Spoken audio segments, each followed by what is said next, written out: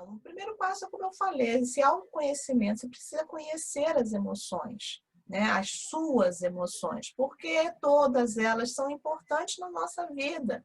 A gente a tristeza ela só existe porque existe a alegria, a raiva só existe porque você conheceu a tranquilidade. Então, todas elas têm um sentido e têm uma função na nossa vida. E são necessárias para nossa autoproteção. Porque a raiva, por exemplo, é uma necessidade de quê? De liberdade. A tristeza é uma necessidade de quê? De contato. O medo, uma necessidade de segurança. Então, todas as emoções, elas têm um sentido, têm uma função, né? E se a gente não sabe entender isso, para entender o que está por trás daquele sentimento, do que está nos faltando, como a gente falou na última live, né? Se tem fome de quê? Então, as fomes que existem dentro da gente, que a gente não obedece, vai compensando de uma outra forma ou extrapolando de um outro jeito, isso vai nos minando. E aí a gente só descobre essas emoções prestando atenção ao que a gente está sentindo. Algumas pessoas têm até uma sabedoria de chegar assim, eu entendo que você está com raiva. Ou, às vezes, na ironia, poxa, você está nervoso? E a pessoa está nervosa. Eu não estou Só nervoso, já piora. está... Só piora. Fica calmo, fica calmo. Só Pois piora. é, falar para uma pessoa que está nervosa para ficar calma só deixa mais nervosa E a ainda. ironia? Tá nervosinho, é? Tá Pois nervosinho. é, né? Então, tem algumas pessoas que ainda sinalizam de forma direta ou não, de uma forma assertiva ou não, para tentar nos ajudar nessa autopercepção. Só que, né, eu volto a falar, nem todo mundo está pronto para fazer essa reflexão, né? O voltar para dentro de si para prestar atenção nisso aí. E o que a gente precisa entender é que, por mais dolorido que seja, fugir de nossos sentimentos só nos afasta de nós mesmos. Por quê? Porque a consequência disso é justamente o desequilíbrio emocional. E como consequência nociva, né, acaba com o nosso bem-estar, com a nossa saúde mental, emocional, física, social, porque não tem como, te afeta em todos os âmbitos da tua vida. Sempre vai estar nas mãos da própria pessoa entender a inteligência emocional dela, resolver as dores dela. Eu acho que na maioria das vezes, né, as pessoas têm dificuldade em enfrentar situações externas. Né? Eu acho que é difícil para ela, né? Para elas. Sim, né? Nem todo mundo consegue fazer por si só. Às vezes, você precisa realmente ter um mentor ou alguém que vai te ajudar, te sinalizar, buscar ajuda para te ajudar a desenvolver isso aí. Mas, primeiro de tudo, você tem que estar aberto a querer mudar, né? Você precisa ter essa consciência de que algo não está legal para você poder mudar. Senão, não adianta. Vai todo mundo falar, busca ajuda, você não está legal, tua atitude não está boa, e a pessoa, não, eu sei de tudo, eu sei de mim, pode deixar comigo. É o famoso Entendeu? E, tinhoso, né? É o famoso tinhoso, exatamente. teimoso. Né? Então, se você não está aberto para mudança, para crescer, você vai dar cabeçada na vida aí um monte de vezes. Porque eu sempre digo, errar, ok, né? É cabível a todo mundo, porque a gente não nasce sabendo de tudo, a gente vai se transformando ao longo da nossa vida, mas errar com frequência, né? Você ser reincidente no erro, aí é uma outra questão. E aí entra a questão também, a diferença entre inteligência emocional e inteligência cognitiva e a inteligência emocional.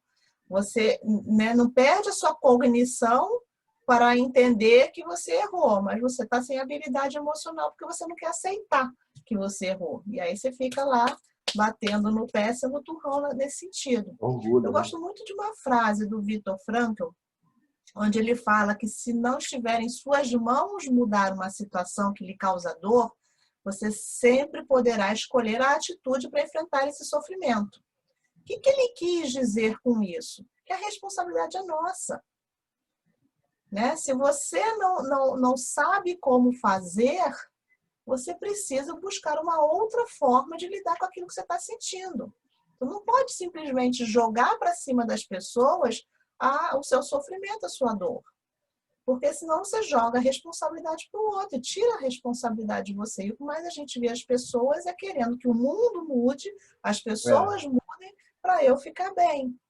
Isso. Só que a partir do momento que as pessoas entenderem que a mudança, quando acontece dentro de mim, tudo ao meu redor começa a mudar, talvez elas parariam de reclamar tanto, agiriam de uma outra forma e todo mundo ganharia. Né? Se você não se conhece, não se percebe, você dá poder às coisas que acontecem fora de você. Então, essas coisas vão o quê? Determinar como você vai agir.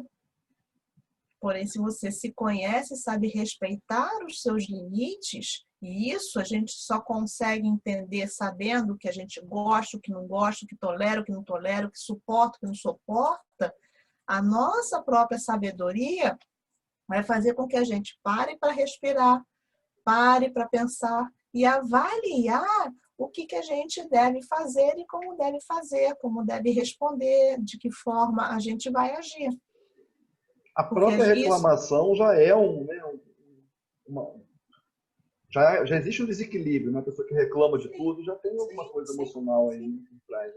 O E a orgulho, pessoa né? porque a pessoa que reclama de tudo, em algum momento da vida dela se sentiu injustiçada e que não foi validada nesse sentimento dela. E aí o que acontece? Ela vai jogar a culpa para o outro, e aí começa, o outro é culpado da minha dor. E aí começa a reclamar de tudo. E isso não é saudável, porque, de novo, tira a responsabilidade dela para jogar para o outro. E se fecha, né? Fica, Sim. vou aguardar para ver o que dá. Vou ver se fazem por mim. Né? Vamos ver se as coisas melhoram aqui em casa, sei lá. Eu conheço É o vários caminho exemplos. do jeitinho, né? O caminho mais fácil, mais rápido. Só que o que a gente precisa entender é que a verdadeira mudança não vem de fora para dentro, é de dentro para fora. Quer ver um exemplo? Quantos relacionamentos a gente vê, né, que não tá legal, e aí a pessoa chega, por que você faz isso, vive tudo bagunçado a casa, não sei o quê. A pessoa, ok, não quero estresse, não quero aborrecer, durante 1 ou 2 semanas, está toda na linha ali, organizando tudo. Na terceira semana, virou bagunça toda de novo. Por quê? Porque não fez sentido para ela. Ela só estava cumprindo tabela. Ela não percebeu a necessidade dentro dela de que a organização seria importante para o casal. E aí, o que acontece? O outro, né? Eu fiz por parar de ficar aqui, ó, no meu ouvido reclamando. Mas como não fez sentido, eu volto para o meu padrão automático. Já estou habituada a agir da mesma forma. Então, a gente só muda quando aquilo faz sentido para a gente. Senão, não acontece. Deixa eu anotar essa aí também, porque não... Essa é muito boa. Essa eu gostei.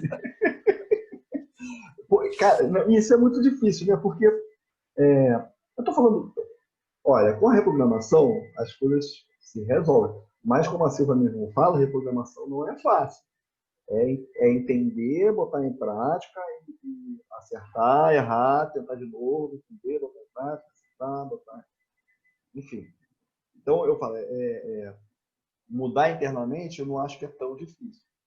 Agora, fazer com que a sua mudança interna se reflita em mudança de atitude do próximo também já é mais complicado. Mas olha só, aí eu te dou um exemplo simples. Se você também, né, vive num relacionamento onde todos os dias você chega para a sua esposa e dá o prato de comida para ela, prontinho na mão, em que momento, se não é dela, ela vai chegar para você, Fábio, não precisa não para deixar que eu vou lá fazer o meu prato. Zona de conforto, tá confortável para mim aqui, para que eu vou mudar se eu estou tendo o pratinho na mão? Sim. Agora, você percebeu que, eu não estou sendo assertivo com essa minha atitude, porque eu estou impedindo o crescimento dela, estou impedindo o avanço dela. Então, querida, olha, a partir de hoje, você vai lá e faz seu prato, que eu não vou poder mais fazer seu prato. Ok? E aí você tem que seguir, por mais que bata pé, choro, aquelas coisas todas, você tem que seguir o que você determinou. Isso. Se ela não se levantar para ir fazer o prato dela, ela vai ficar com fome. Entendeu? Pode não ir fazer o prato, mas vai buscar uma fruta, buscar qualquer outra coisa, mas ela vai entrar no movimento de mudança. Você provoca uma mudança nela a partir da sua mudança de atitude, de ter parado de entregar o prato de comida na mão. Sim. Então, a gente não muda o outro. A gente pode até mudar o outro a partir do momento que a gente muda. Porque se o outro quiser continuar perto da gente, convivendo com a gente, não tem como. Ou muda, ou vai sair de perto. Porque a gente mudou. A gente parou de agir da forma como a gente agia antes. Vai gerar mudança de qualquer jeito. Exatamente. Me convenceu. Depois me convenceu.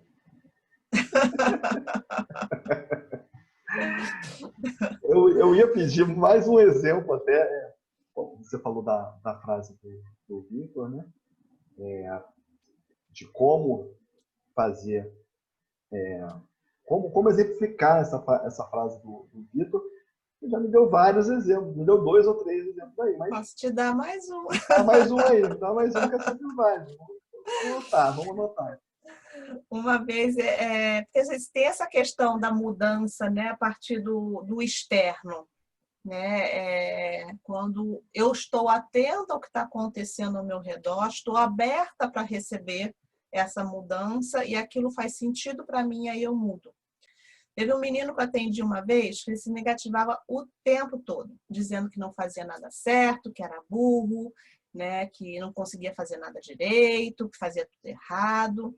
O ambiente que ele vivia era extremamente hostil.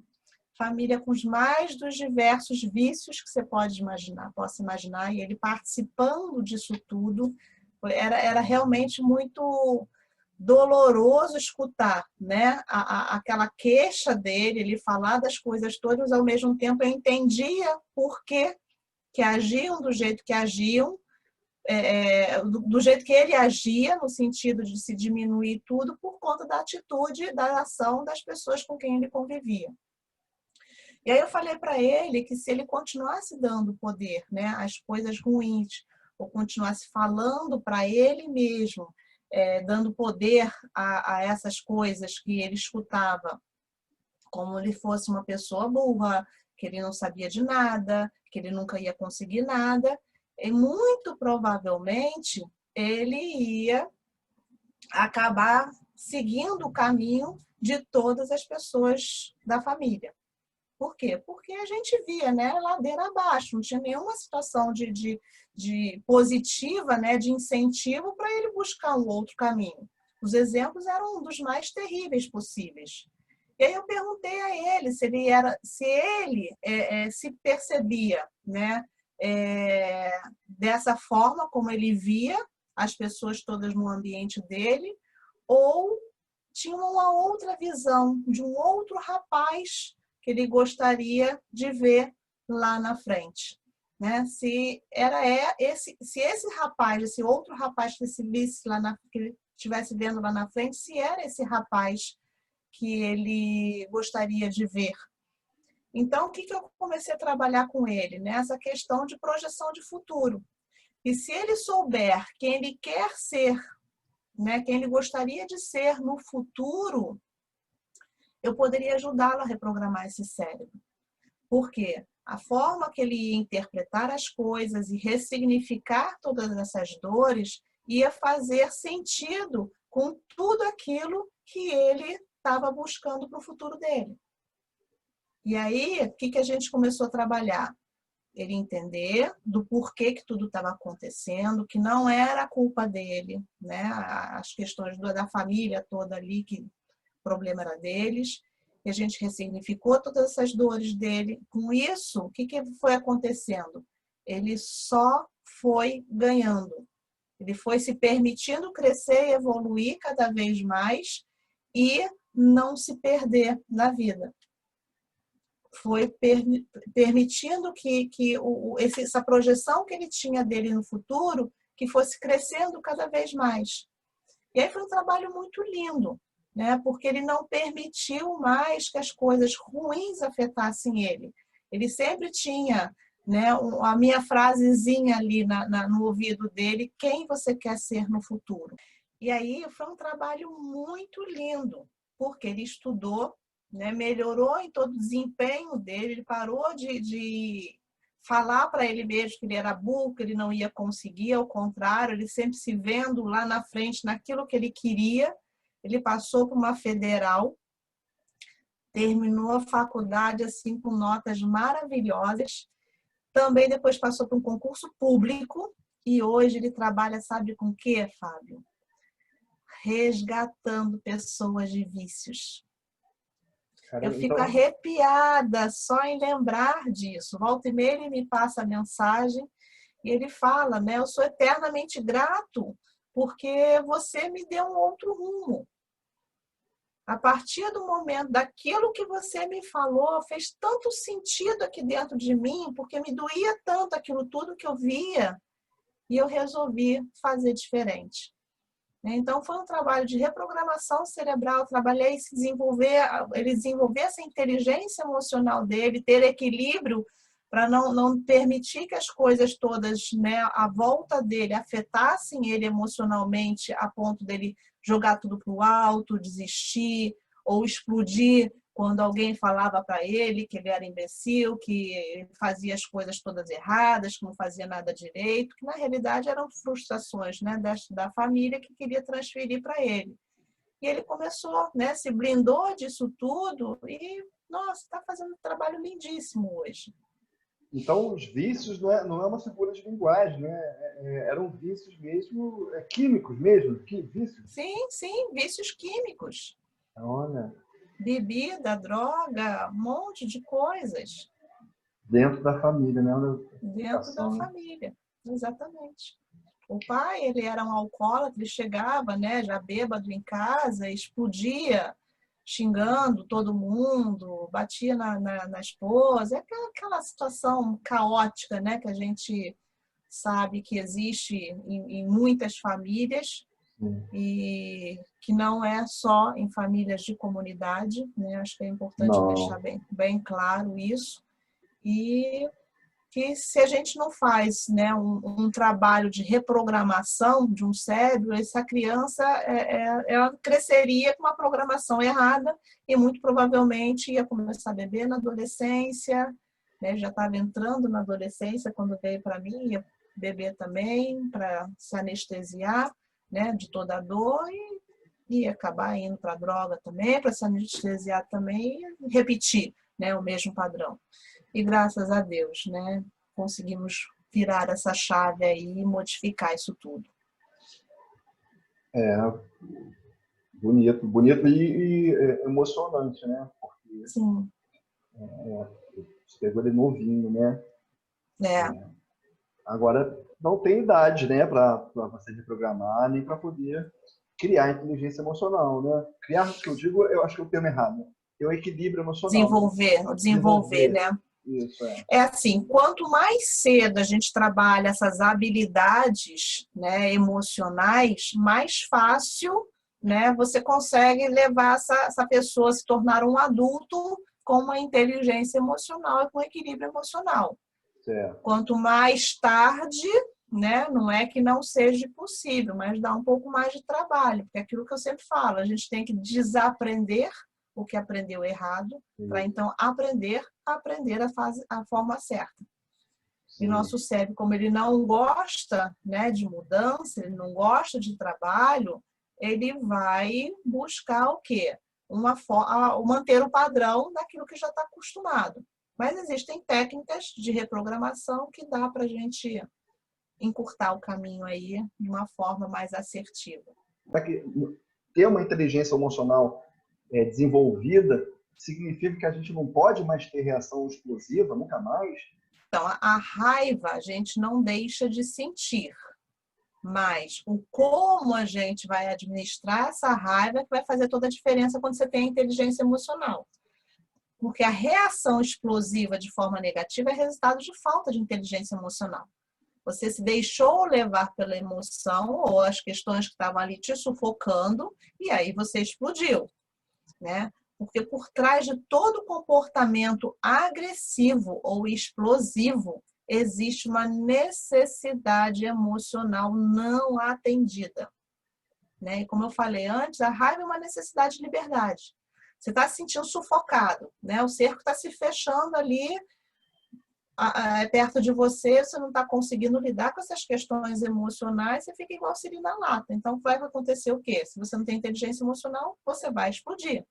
E aí, quando você se sente, né, sufocado, não verbaliza o que te incomoda, você age de forma errada. Você acaba não sendo assertivo na sua colocação. Você acaba machucando e magoando.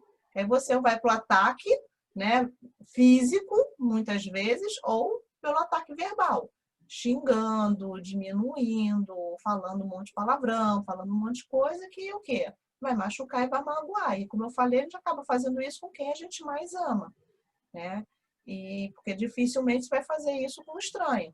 Porque você sabe que se o estranho de repente está com uma arma na mão, ou se é um, sei lá, um faixa preta, vem cá.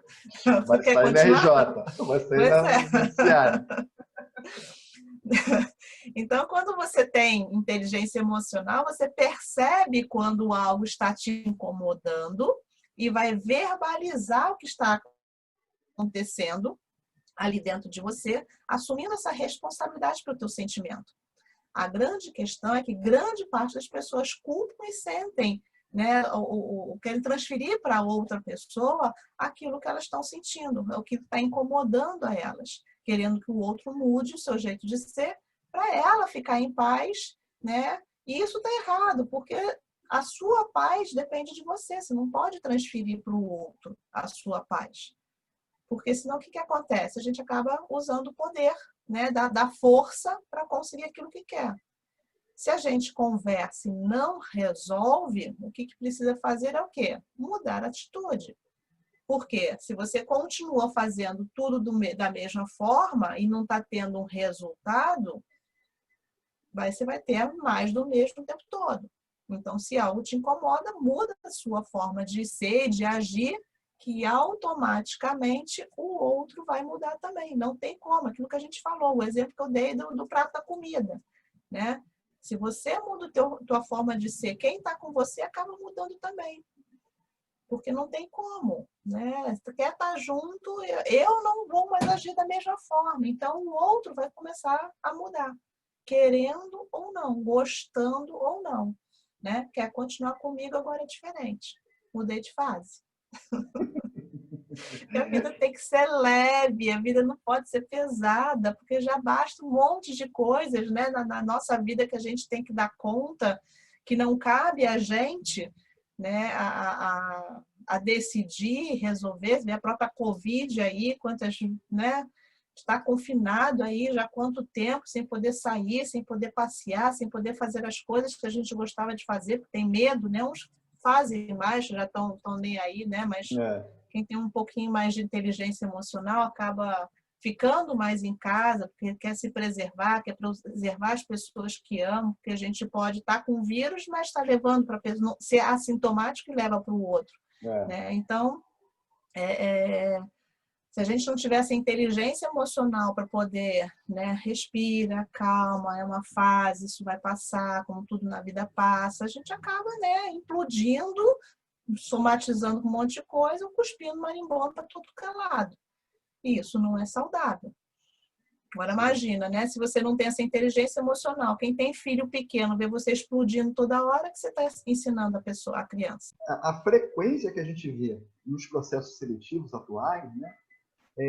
Nas avaliações internas também, a pessoa passa por um processo seletivo, foi aprovada, começa a trabalhar. E depois existem as avaliações internas e em empresas sérias, que estão comprometidas realmente com os melhores resultados e com o bem-estar também dos seus funcionários, em 100% delas existe a avaliação da inteligência emocional. As pessoas estão sempre sendo avaliadas por essas gestoras, isso vai para o psicólogo, vai para a galera do RH e eles estão sempre avaliando. Então, assim, a gente sabe que não é fácil se autoavaliar, né? Uhum. Que é complicado saber, pô, será que eu estou fazendo a coisa certa e tal. Sabe que é complicado. Então, a gente não estaria criando uma área de exclusão profissional onde apenas as pessoas que são classificadas pelos gestores como tendo um bom desenvolvimento de bom desenvolvimento emocional, ou excelente desenvolvimento emocional, equilíbrio emocional, vão ter chances profissionais, isso não é meio que uma área de exclusão? Sim e não, né? Porque, na realidade, as empresas elas vão querer buscar alguém que tenha um equilíbrio emocional para lidar com as situações todas. Agora, ninguém vai se intitular desequilibrado, até porque é algo muito pesado. Se você falar eu sou desequilibrado, eu surto de vez em quando, né? Não sei lidar com minhas emoções, você perde a vaga. Você acaba tendo que usar a sua emoção Você para dá um tiro no pé. diminuir um pouquinho, né? Tem que ter esse equilíbrio para Né? diminuir um pouquinho o que você vai falar. Exatamente. Por Estou sendo isso super as sincero. dinâmicas, por isso as dinâmicas de grupo acontecem, que é para justamente avaliar como você lida diante de situações. E aí, nas dinâmicas, eles colocam situações das mais diversas, dependendo do que eles estão querendo avaliar ali. E aí eles vão percebendo qual é o perfil da pessoa, se é de liderança, se é um perfil passivo, se quando é cutucado, de repente, se torna agressivo, perde a paciência. Então, eles ali estão avaliando não só as atitudes da pessoa, o desempenho na dinâmica, mas o que o corpo está falando, né, diante das situações. Porque ninguém na raiva, a não sei que seja um psicopata, ou na raiva, ou na angústia, ai, fica lá rindo, tá tudo ótimo, maravilhoso, né? O teu corpo vai demonstrar isso, vai falar isso de alguma forma, Sim, né? Então, isso tudo aí vai sendo avaliado. Agora, o sim, que é importante colocar é que todos nós buscamos dar o nosso melhor. Pelo menos é assim que eu vejo, né? Ninguém tenta ali se auto-sabotar, pelo menos de forma consciente. Às vezes se auto-sabota, mas de forma inconsciente. A grande questão é que, dependendo de cada um, né, do que cada um vivenciou em sua vida, como foi educado, das experiências, das observações que foi fazendo, né, de tudo que aconteceu na sua vida, de como esse cérebro foi sendo moldado, né, de uma forma mais positiva, de uma forma mais negativa, digamos assim, vai fazer toda a diferença em como você vai lidar com as situações. Porque a nossa inteligência cognitiva é responsável por apenas 20% do nosso funcionamento, enquanto que nossa inteligência emocional é responsável por 80%. Olha a diferença, né? É gigante. Quando uma pessoa age de uma forma desequilibrada, digamos assim, ela não deixou de ser inteligente. O cognitivo dela está ali, funcionando. Só que o que aconteceu? Ela não teve a habilidade emocional, né? Ou seja, a inteligência emocional dela não funcionou para ela lidar com aquela situação. E o que as empresas vêm buscando é justamente cada vez mais pessoas com inteligência emocional, né? Perto desses 80% aí. Porque na hora de tomar decisões, você precisa estar bem emocionalmente para não tomar decisão de forma impensada. Imagina, você tem um amigo, né, que é muito próximo, você gosta muito dele, mas ele está fazendo um monte de besteira na empresa, né? Não está sendo assertivo. Você deu um toque, deu outro toque, ele não se movimentou. Seu chefe chega e fala para você: olha só, você tem que demitir. Se você deixa a sua emoção falar mais alto ali, você não tem habilidade, como é que você vai demitir seu amigo?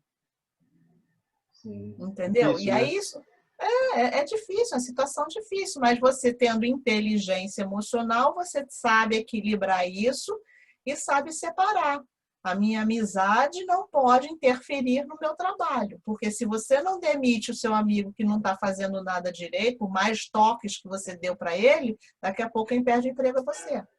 Por quê? Porque você não está sabendo gerir, Sim, entendeu? a pauta é essa mesmo. Quando você falou de inteligência emocional e pandemia, eu falei, cara, que barra para os gestores, né? Está sendo difícil para Exato. todo mundo, mas para os Sim. gestores, ali, cara, mando trabalhar, não mando trabalhar, mando embora, entro numa. Uhum. Complicado, né? Complicado. Porque a grande questão que a gente precisa sempre entender, né, quando eu falo dessa questão dos 20% e 80%, né, saber o que a gente tem que fazer, a gente sabe, né? Mas como vai fazer, ou por que que não faz, é uma outra questão. Quer ver um exemplo? Todo mundo sabe que a atividade física é fundamental para a saúde, né? A Organização Mundial de Saúde já coloca ela ali na base da pirâmide alimentar. Você faz atividade física, Pois é. né? Você sabe que é importante, mas não faz por quê? Porque existe alguma questão emocional, né, que interfere aí e te impede de te colocar em ação. É E aí fumar, não vem né? falar que é falta de tempo, porque tempo a gente É, faz. é verdade, é verdade. E é fumar, né? Se fosse só a inteligência, o cognitivo aí responde por 20%, você já diz que não é só o cognitivo que decide, é o emocional. Exato. Seu emocional fala assim, estou a fim de fumar. Seu cognitivo fala assim, não fuma porque isso não presta. E a pessoa vai lá e Exatamente. fuma. Né? Uhum. Ela mesmo sabendo que ela vai morrer. Ou Sim, pode morrer. Né? Ou pode sim. fazer mal. Então, quer dizer, Na live de emagrecimento, né, da alimentação que a gente fez, né, as compensações emocionais que você acaba fazendo com a comida por conta do teu emocional que não está legal. Você precisa preencher o vazio. Cadê a inteligência emocional aí? exato. Né? Até de fumar, né? Os modelos fumam pra caramba para não sentir fome, né? Sim, Na sim, química do cigarro você acaba sentindo menos fome e tal. sim. Agora, você comentou também das pessoas, a gente está falando das seleções que estão sendo feitas pelos os avaliadores, estão usando muito a inteligência emocional, estão medindo e tal. Lógico, a empresa não é obrigada a contratar quem ela quiser, ela não é obrigada a contratar todo mundo, ela contrata quem ela quiser. Né? Mas então, existe uma tendência existe o 01 da engenharia e existe o centésimo da engenharia na faculdade. Então, na turma de 100 Uhum. pessoas, o cara é o número 100. Ele é o melhor dos piores. Não, perdão. Ele é o pior dos melhores. Dos top 100.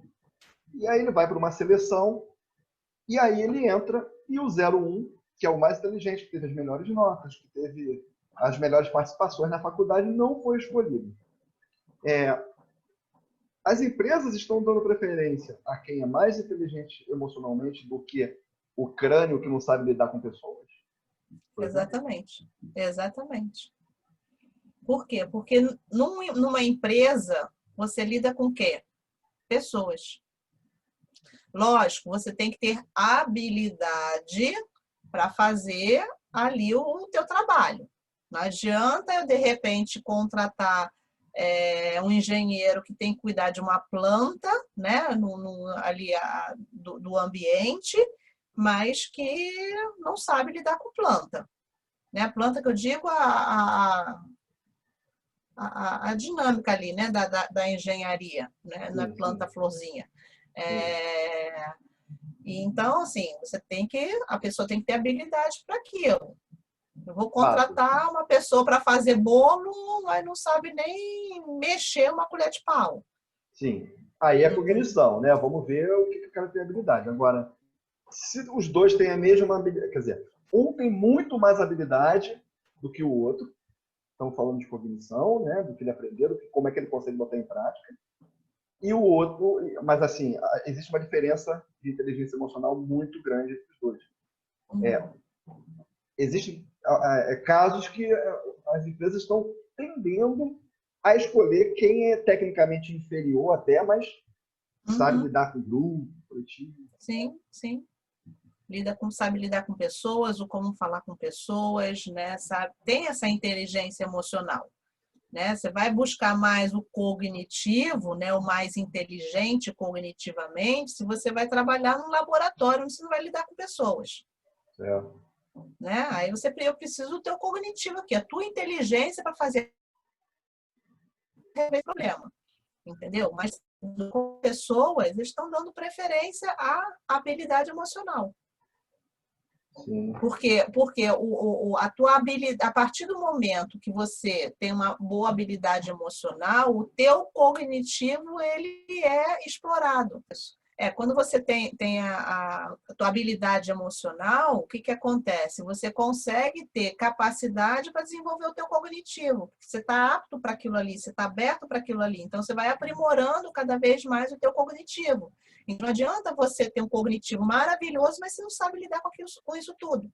É aquilo que a gente fala do professor nota 10, né? A gente tem um professor que sabe 100% da matéria, e você tem um professor que sabe 10% e sabe te passar esses 10%. Quem é o melhor professor? Quem sabe passar o conteúdo, né? Quem sabe passar o conteúdo. Entendeu? Sim. Então, assim, a questão toda não é o cognitivo. Então, o que eu acho, Silvia, não sei se você concorda comigo, que a pessoa que já se conhece, que já fez essa autorreflexão para analisar a inteligência emocional dela, de repente ela até não entende o que é essa palavra inteligência emocional, mas é uma pessoa que consegue fazer uma autorreflexão, seria importante ela saber se ela está preparada para trabalhar numa empresa, ir para o mercado, ou se, de repente, o caminho do serviço público seria melhor para ela. Por que eu estou falando isso? Não quer dizer que a pessoa que vai para o serviço público não tem que ter inteligência emocional. Mas a maioria dos concursos públicos, a não ser quem vai ser policial, né, quem vai lidar com um juiz, alguma coisa assim, que vai ter que lidar com o futuro de outras pessoas, é responsável por outras pessoas fisicamente. Tirando isso, se a pessoa não é polícia federal, não é polícia estadual, não é polícia municipal, não é guarda municipal, não é médico, não é... Tirando isso, os concursos públicos estão preocupados apenas com o cognitivo. Então, se o cara estudar bastante, mesmo que ele seja uma pessoa sem equilíbrio emocional nenhum, ele vai ser aprovado.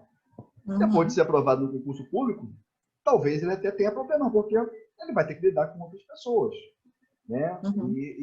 Mas dificilmente ele vai ter problemas muito sérios a ponto de ser convidado a sair, né? Visto que, se a pessoa for para o mercado, ela tem que ter essa autoanálise, tipo, eu estou propenso a isso, eu estou disposto a isso, eu sei lidar com pessoas, né? Eu acho que fica... O que você acha dessa imposição do mercado? De certa forma, é uma imposição do mercado. Né? E como as pessoas devem se preparar para escolher se vão para o mercado, se vão ser funcionários públicos. O que você acha disso? Na realidade, a pessoa, independente para aonde vai trabalhar, ela deveria trabalhar sua inteligência emocional, né? Porque se você escolhe um trabalho pelo interesse, você não vai ser feliz no que você está fazendo, né? Em algum momento vai dar problema, você não vai estar satisfeito, vai explodir, não vai dar o teu melhor, você vai acordar de manhã cedo, ai, que saco, eu tenho que trabalhar, vai sair metendo licença à torta e à direita e não vai ser legal. Quando a gente trabalha por vocação, quando a gente faz aquilo que a gente ama, né, a gente está feliz fazendo aquilo ali. A gente pode se cansar fisicamente, dependendo do teu desempenho, das horas que você está ali trabalhando, mas você sai, volta para casa assim, realizado, sensação de missão cumprida. Eu dei o meu melhor, porque você está sendo a sua melhor versão ali no que você está fazendo o tempo todo. Então, acho que ter inteligência emocional, isso é para a vida, né? Não é para o trabalho, não é para a vida, para um relacionamento em todos os sentidos e para você mesmo também. Então, acho que, sei lá, na minha percepção, vai nesse sentido, entendeu? Não é o fato de você vai para o serviço público ou não que vai fazer a diferença de você ser inteligente emocional ou não. Porque ter ou não inteligência emocional vai depender das tuas atitudes na vida diante de tudo que acontece. Você pode ter o serviço público, mas morrer numa briga de trânsito. E aí? Sim, sim. E tem muita gente que paga o preço também de ir para o serviço público apenas visando os bons salários e a estabilidade, né? O cara passa anos abdicando da vida dele, né? As pessoas estudando, os principais, os que pagam melhor, né?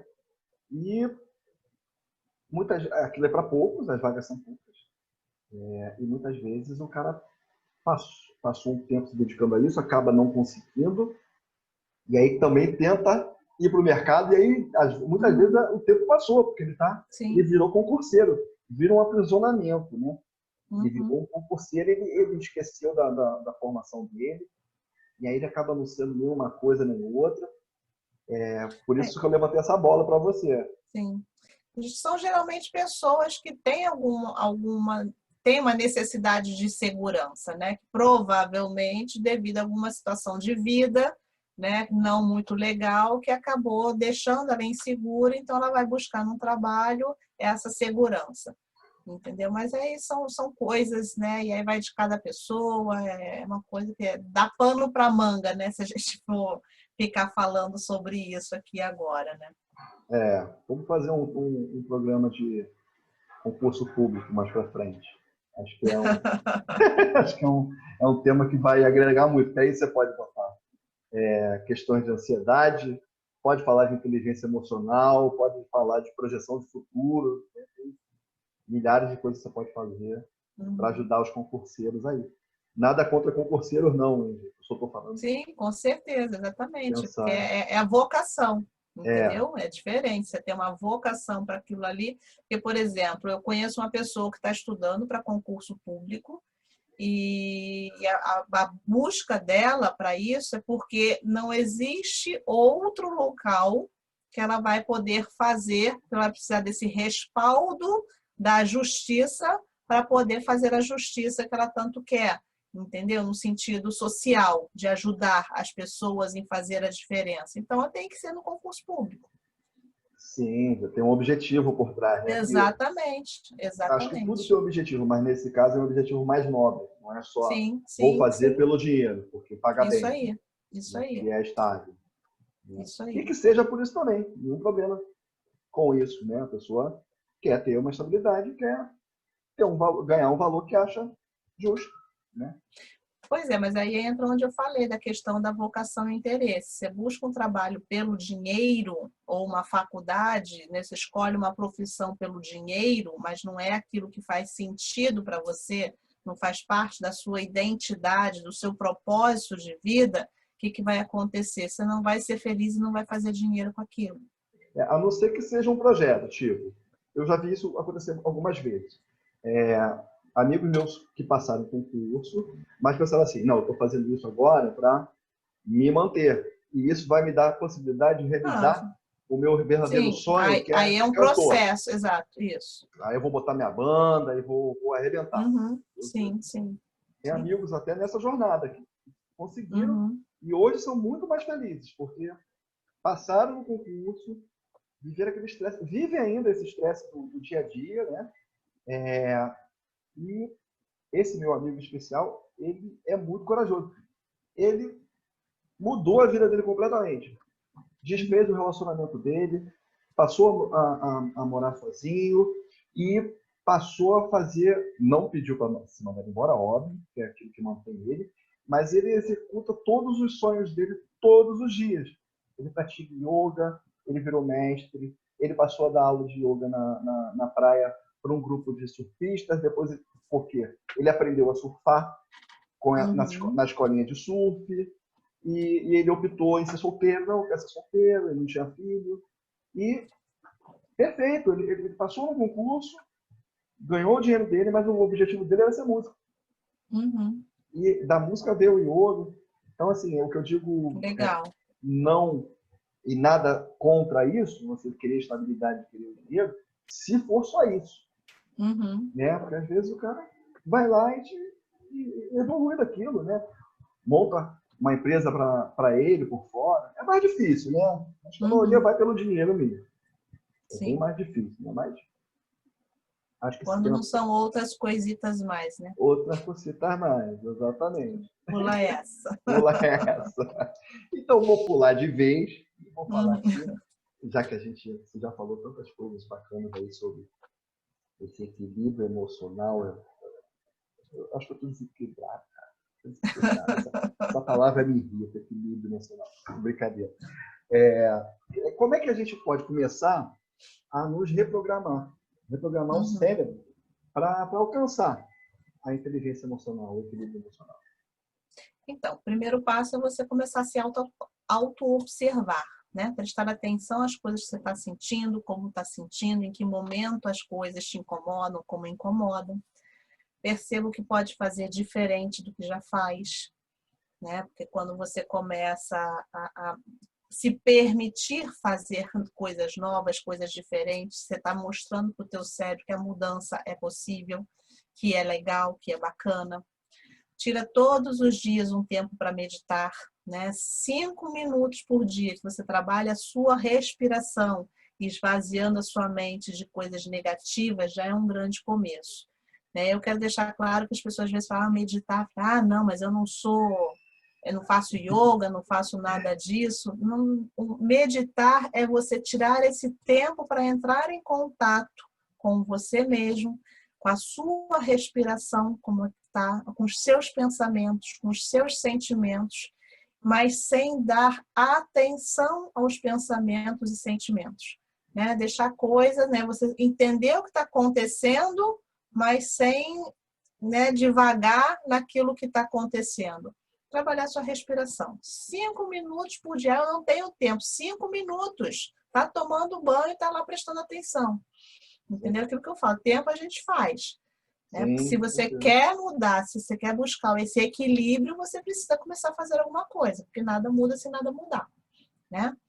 Sua vida acontece no agora. Então, isso é muito importante, porque a gente tem que se concentrar no nosso presente, porque parte das nossas reações tem ligação com eventos de dor do passado. Então, se a gente fica preso a um passado ou fica na ansiedade de um futuro o tempo todo, você está deixando de viver agora. E aí, o que acontece? Você vai se deixar ser influenciado pela ansiedade ou por medo, insegurança, o que for, e aí acaba te tirando do prumo também, te levando a um desequilíbrio. Seja grato diariamente, né? E fazer disso um hábito na nossa vida. A gente tem a tendência muito grande de pedir a Deus, né? O pedir, me ajuda, me faz, e a gente esquece de agradecer.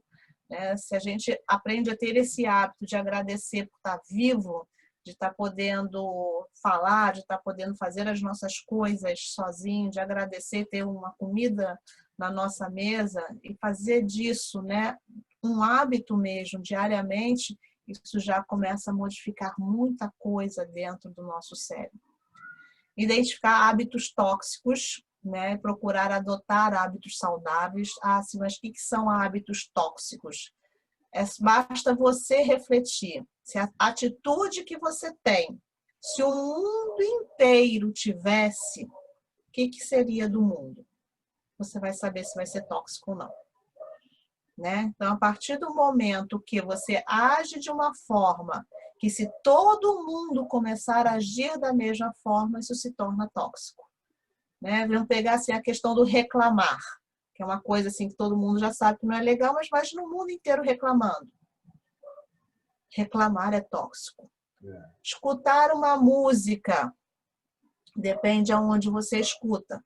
Imagina você estar no metrô, horário de pico aí no Brasil, 6 horas, 7 horas da manhã. Cada um resolve botar alto o seu estilo de música. Caos. Se torna tóxico, né? Porque o que dá prazer a você, a música que dá prazer a você, não necessariamente vai dar prazer para o outro. Né? Tem músicas que eu não suporto ouvir. Me desorganiza completamente. Mas quem gosta, escuta. Mas eu não quero me permitir a ficar escutando aquilo que me faz mal. Agora, imagina num ambiente todo mundo quer colocar a sua vontade, aí a gente vai entendendo o que é comportamento tóxico. Né? Aceitar os sentimentos, mesmo os ruins. Por quê? Se a gente fica olhando só para os sentimentos bons e deixa os ruins de lado, como é que a gente vai entender o que nos incomoda? O que está acontecendo com a gente? Né? Quando a gente entende as coisas que a gente está sentindo, a gente vai buscar uma forma mais assertiva para transformar esses sentimentos ruins em aprendizado. E isso vai fazendo com que a gente comece a modificar a forma de olhar as coisas.